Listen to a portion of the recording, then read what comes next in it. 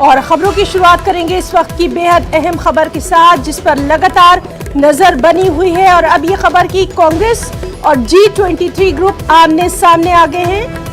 भूपेंद्र सिंह हुड्डा इस पे सालिसी का किरदार अदा कर रहे हैं। हुड्डा की राहुल गांधी से इस सिलसिले में मुलाकात भी हुई है। और वहीं गुलाम नबी आजाद, जिनके घर पर कल G23 की मीटिंग हुई थी, वो भी भूपेंद्र सिंह हुड्डा से मिलने पहुंचे हैं। तो कांग्रेस और G23 ग्रुप आमने सामने, भूपेंद्र सिंह हुड्डा सालिस बने हैं। हुड्डा की राहुल गांधी से भी मुलाकात हुई है, साथ ही साथ गुलाम नबी आजाद से मिलने भी पहुंचे हैं भूपेंद्र सिंह हुड्डा। तो बेहद अहम खबर, लगातार इस अहम खबर पर नजर बनी हुई है। आपको बता रहे हैं कि किस तरह से कल ही हमने देखा था कि G23 ग्रुप जो है उसकी एक अहम मीटिंग हुई थी। उसके बाद से लगातार बयानात सामने आ रहे हैं। ये भी बात सामने आ रही थी कि सोनिया गांधी खुद जो है वो बात करने वाली हैं। और अब ये खबर कि भूपेंद्र सिंह हुड्डा इसमें सालिस का रोल अदा कर रहे हैं। राहुल गांधी और गुलाम नबी आजाद दोनों से उनकी मुलाकात काफी अहमियत की हामिल है।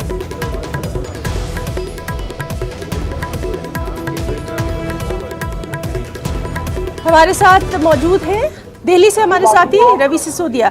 रवि, बेहद अहम खबर और लगातार इस पर हम बात कर रहे हैं। अब ये खबर आ रही है कि भूपेंद्र सिंह हुड्डा जो है वो काफी अहम रोल इसमें अदा करने वाले हैं। तफसीलात चाहेंगे। देखिए ना, इससे एक और बड़ी खबर आपको बता दूं कि आनंद शर्मा भी घर पे पहुंच चुके हैं। इससे पहले कुछ देर पहले भूपेंद्र सिंह हुड्डा, जो कि हरियाणा के पूर्व मुख्यमंत्री हैं, G23 के सदस्य भी हैं, उन्होंने राहुल गांधी से मुलाकात की थी। राहुल गांधी से मुलाकात करने के बाद सीधा वो गुलाम नबी आजाद के घर पे पहुंचे और उसके बाद आनंद शर्मा, जो कि इसके दूसरे मेंबर G23 के, वो भी यहाँ पहुंचे। कल करीब 3 घंटे तक इन लोगों की बैठक चली थी और उस बैठक में कई ऐसे सदस्य भी शामिल हुए थे जो पहली बार शामिल हुए थे। चाहे वो परनीत कौर की बात कर ले, शंकर सिंह वाघेला की बात करें, राजेंद्र कौर भट्टल की बात करें, कुछ ऐसे सदस्य जो पहली बार शामिल हुए थे, उनकी तरफ से एक स्टेटमेंट भी इशू किया गया था। और उस स्टेटमेंट के चलते में ये साफ कहा गया था कि वो चाहते हैं कि कलेक्टिव लीडरशिप हो और 2024 के लिए जो लाइक माइंडेड, जो समान विचारधारा वाला पार्टी है, उनसे बातचीत की जाए, कैसे अलायंस मजबूत करना है, उस पर बातचीत की जाए। उनका स्टेटमेंट का पार्ट था। और उसमें ये भी कहा गया था कि वो चाहते हैं कि कांग्रेस को कैसे मजबूत किया जाए, इसी दिशा पे सबको मिलकर काम करने की जरूरत है। आज जिस तरह से राहुल गांधी से मुलाकात की है भूपेंद्र सिंह हुड्डा ने और उसके बाद वो सीधा गुलाम नबी आजाद के पास मिलने पहुंचे हैं, तो इसका मतलब है कि कहीं ना कहीं दोनों के बीच में कोई एक फॉर्मूला तय हो रहा है। एक फॉर्मूले के तहत ये चाहते हैं कि जिस तरह से जो बयानबाजी हो रही है, उस बयानबाजी को खत्म किया जाए। जी रवि, बहुत बहुत शुक्रिया आपका इस बेहद अहम जानकारी के लिए। और लगातार कांग्रेस और G23 ग्रुप के जो लीडरान हैं, उनकी आपस में क्या बातचीत होती है, उस पर हमारी नज़र बनी हुई है। और आइए नाज़रीन, अब आपको दिखाते हैं कि हमारे नुमाइंदे ने अधीर रंजन चौधरी से इस सिलसिले में खास बातचीत की थी। क्या कुछ उन्होंने कहा, आइए आपको दिखाते हैं। हमारे साथ कांग्रेस का वरिष्ठ नेता और लोकसभा में कांग्रेस के नेता अधीर रंजन चौधरी से बात करते हैं। दादा, आप लोगों की कांग्रेस वर्किंग कमेटी की मीटिंग भी हुई, सभी विषय पर चर्चा भी, उसके बाद भी कल जो सो कॉल्ड ग्रुप G23 है, उनकी बैठक जो आपके घर के सामने ही गुलाम नबी घर है, वहां पर बैठक चली थी। जिन लोगों ने कांग्रेस पार्टी के अंदर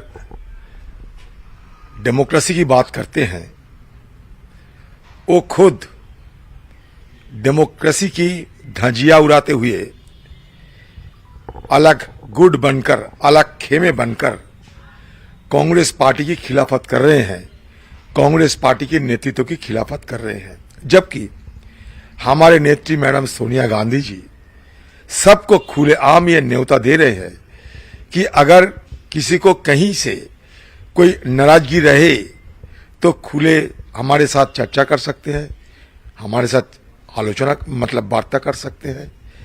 लेकिन ये लोग का मकसद कुछ अलग है।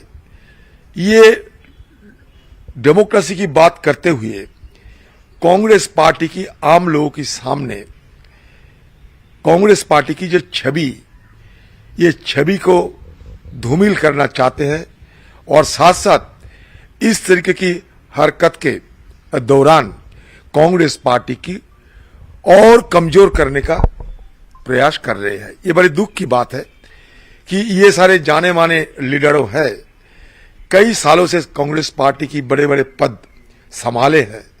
इन लोगों को खुद हमसे ज्यादा जानकारी होंगे कि कैसे ये सारे वरिष्ठ नेताओं ने अपने अपने पद अलंकृत किए थे और कौन सा डेमोक्रेसी के दौरान इन लोगों को कभी मंत्री पद मिला, कभी एमपी पद मिला? ये कौन सा डेमोक्रेसी के दौरान? ये इन लोग से मैं पूछना चाहते हैं। इन लोगों को नेता बनाने के लिए क्या सीडब्ल्यूसी में कोई मीटिंग बुलाई गई थी?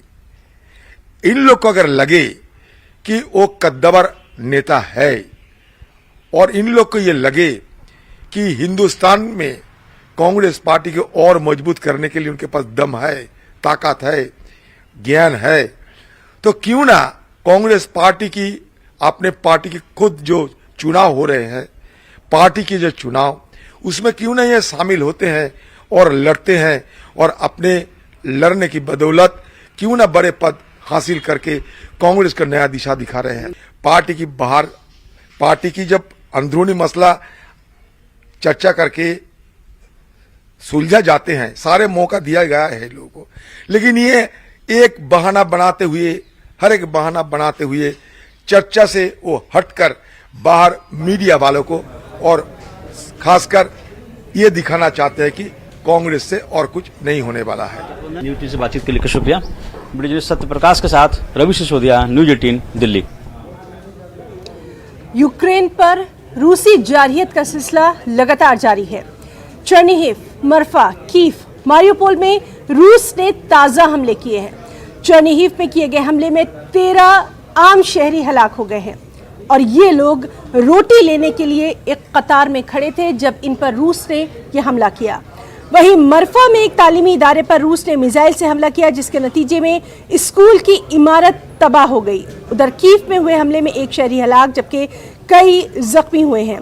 और इस सब के बीच मारियोपोल और खार्किव में भी रूसी बमबारी जारी है। मारियोपोल से 300 शहरियों को निकाला गया है। मारियोपोल में ही रूस ने एक थिएटर को भी निशाना बनाया जिसमें 1000 से ज्यादा अफराद पनाह लिए हुए थे। ताहम यूक्रेनी हुक्काम ने इस हमले की तस्दीक नहीं की है।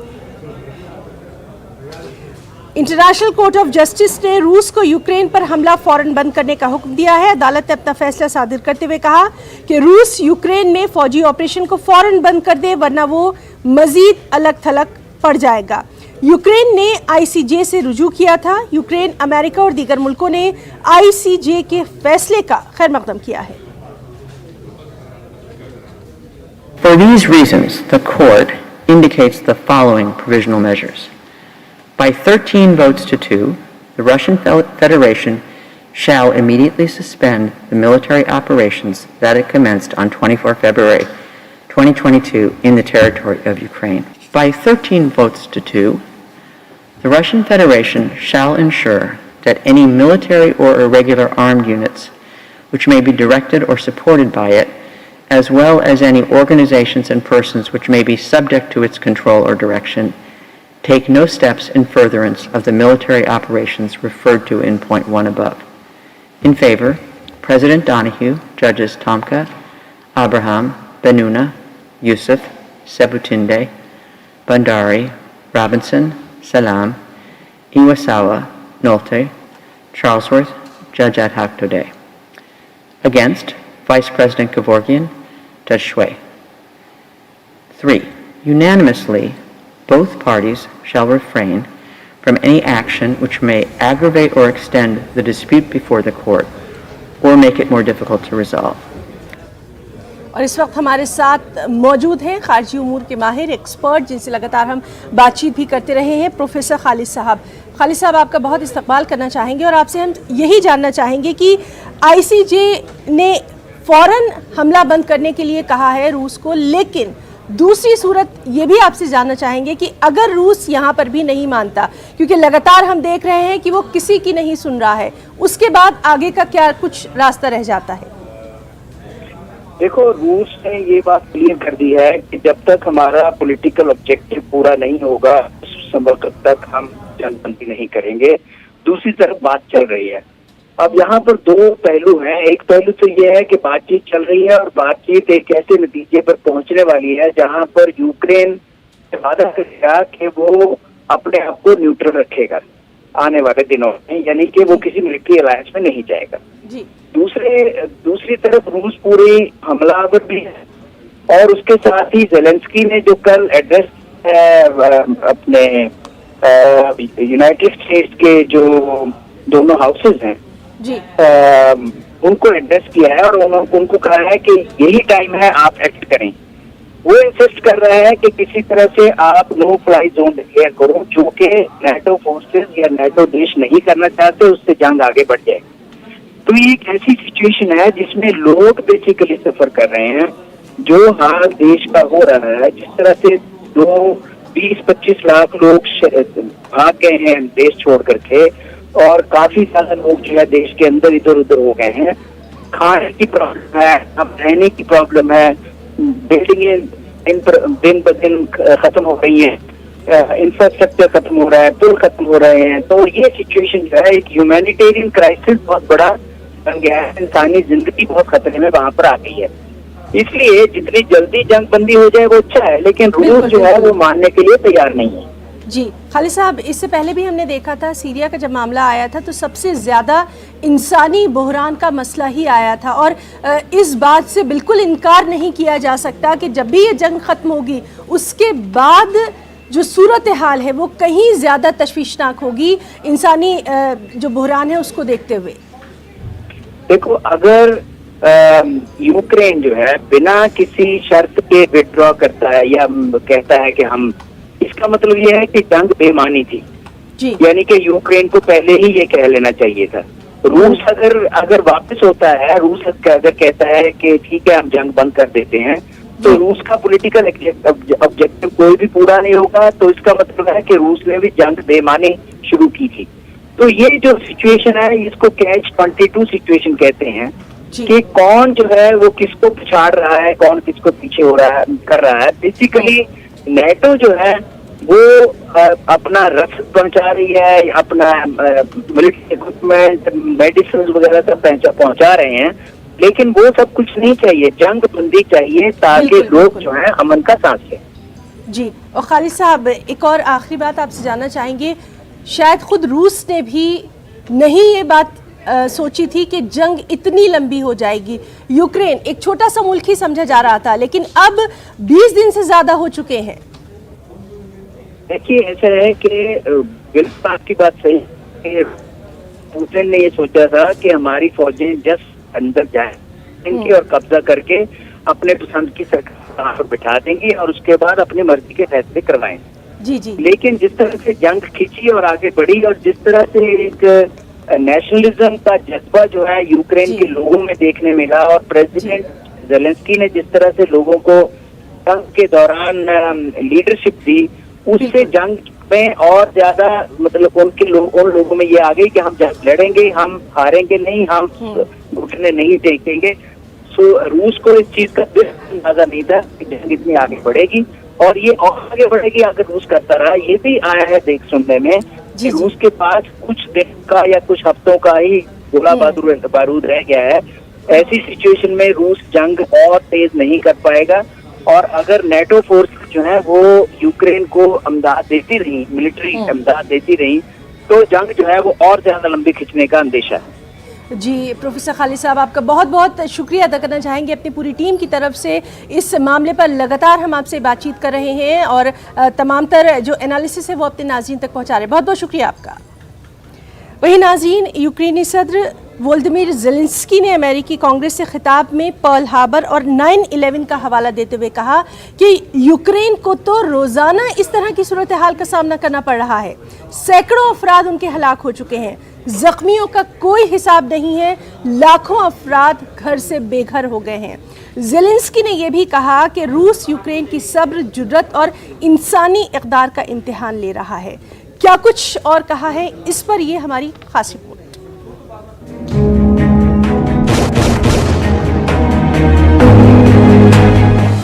पर्ल हार्बर और 9/11 जैसी सूरत हाल का यूक्रेन को है सामना। रूसी बमबारी में हजारों अफराद हो चुके हैं हलाक। यूक्रेन पर कायम किया जाए नो फ्लाई जोन। रूसी जारहियत से मुकाबला करने के लिए हथियार, जंगी तैयारे और मिसाइल किए जाएं फराहम। यूक्रेन मुश्किल दौर से गुजर रहा है।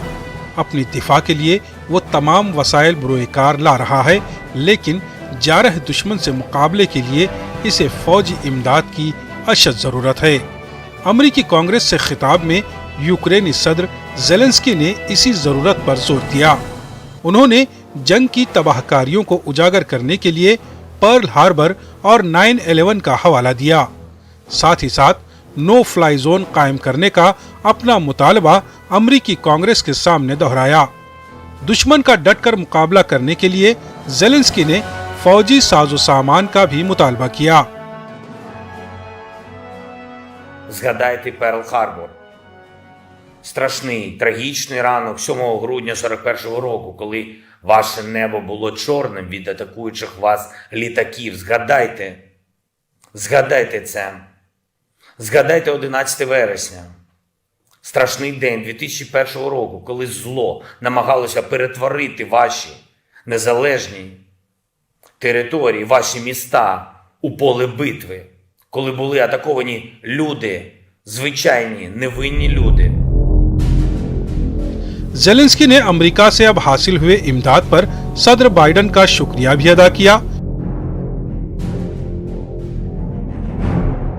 उधर सदर जो बाइडेन ने यूक्रेन के लिए 800 मिलियन के नए पैकेज का ऐलान किया।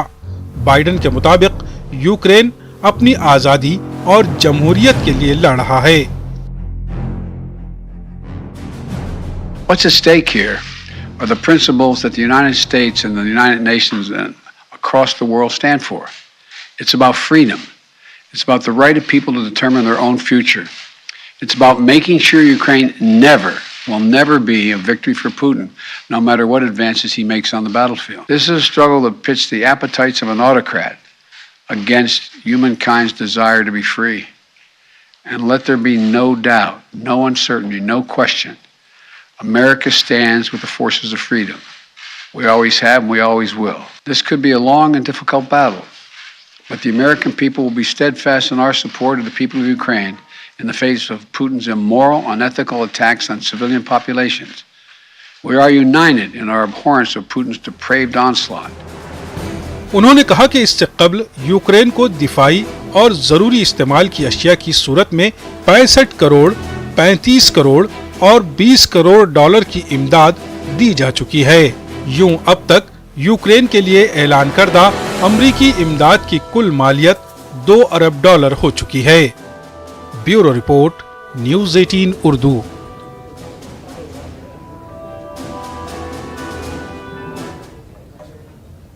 इसी के साथ वक्त एक छोटे से ब्रेक का, जल्द लौटेंगे।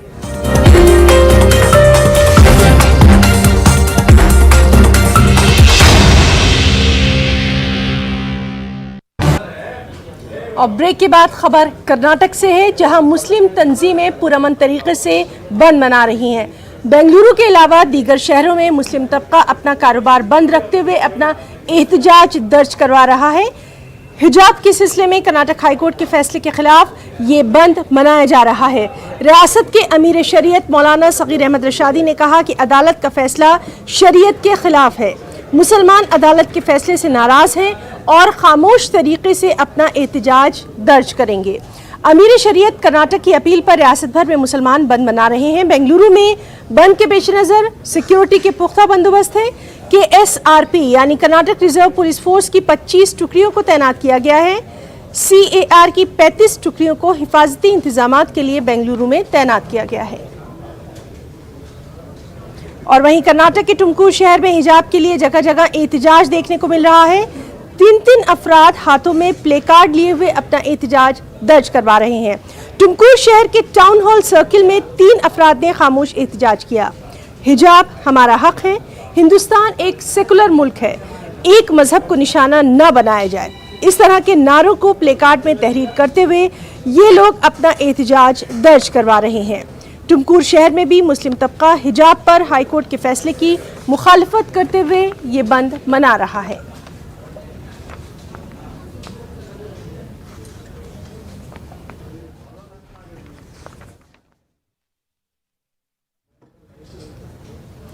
अयोध्या में इंसानियत को शर्मसार करने वाला एक वाक़या पेश आया। यहाँ एक 7 साला मासूम बच्ची की इस्मत रेज़ी का वाक़या पेश आया। बच्ची को अस्पताल में दाखिल करवाया गया है। उसकी हालत नाजुक बताई जा रही है। पुलिस मामले की तफ्तीश कर रही है। इंफॉर्मेशन मिली है पुलिस को कि एक बच्ची जिसकी उम्र 7 साल बताई जा रही है, उसके साथ दुष्कर्म की घटना बताई जा रही है और बच्ची को इंजरी है। उसको इलाज हेतु हॉस्पिटल भेजा गया है। अभी ये मामला अज्ञात में है, अभी किसी के बारे में भी जानकारी नहीं मिली है। हम लोग घटना की छानबीन कर रहे हैं। जल्दी घटना का अनावरण और जो भी इसमें दोषी पाए जाएंगे उनकी गिरफ्तारी की जाएगी। मेडिकल एग्जामिनेशन उसका हो रहा है। सारे फैक्ट्स एविडेंसेस के आधार पर हम लोग घटना का अनावरण करेंगे। जो भी इसमें दोषी आएंगे उनको कड़ी से कड़ी उनके विरुद्ध कार्रवाई सुनिश्चित आते हुए तुमने बच्चे को नहीं देखा ना? नहीं, हम नहीं देखे। वो इधर से आते हुए ना? नहीं, वो खड़ा से आती दिखा है। इधर से आई है तो हम इधर से आई होगी ना? हाँ, ये कोने आई है बच्ची, तो हमारे पिरंस खेलता रहा है तो उन्होंने देखा है कि मम्मी बच्चा बच्ची बंदर कर लिया, तो हमारे कल्लू भागा, कमलेश भागा। सामने से इधर उधर से तुमने? हमने तो गेटे में देखा है, हमारा लड़का देखा है, छोटा वाला। गेट बंद था, खुला था उस टाइम? नहीं, बंद रहा है। ताला लगा हुआ था? हाँ, ताला लगा। हम सबको हौसला अफजाई की ज़रूरत होती है जो हमें बेहतरी के हुसूल के लिए तरगीब दे। हमारी पहल बायजूस यंग जीनियस में हमने मुख्तलिफ शोबों से ताल्लुक़ रखने वाले कुछ ऐसे बड़े सितारों से मुलाकात की जो बच्चों के लिए मुतासिर कुन थे। इस हफ्ते हमारे साथ शामिल हो रहे हैं Olympic silver medallist Ravi Dahiya और शतरंज के खिलाड़ी तानिया सचदेव। 2020 और 2021 लगातार 2 साल रेसलिंग के लिए एशिया चैंपियनशिप में इंडिया को गोल्ड जिताने वाले, टोक्यो ओलंपिक्स में इंडिया को सिल्वर मेडल दिलाने वाले खेल रत्न अवार्ड से सम्मानित हरियाणा के रवि दहिया।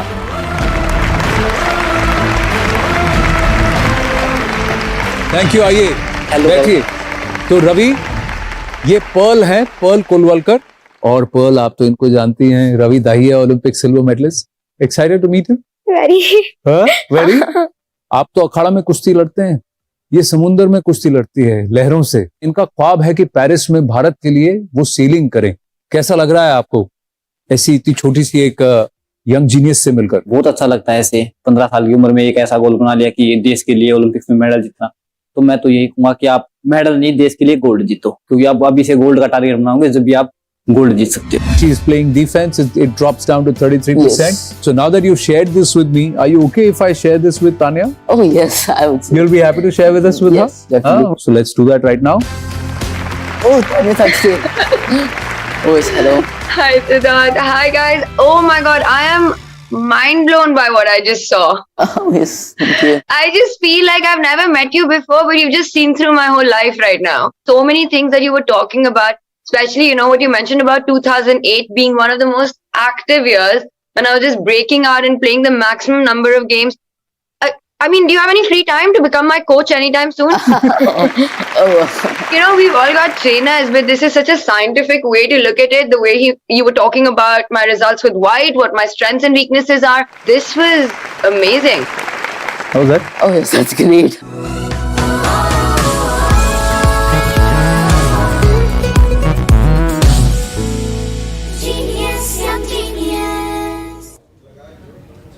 तो न्यूज़ रूम लाइव में आज के लिए फिलहाल इतना ही। हमारी पूरी टीम को दें इजाजत। आदाब।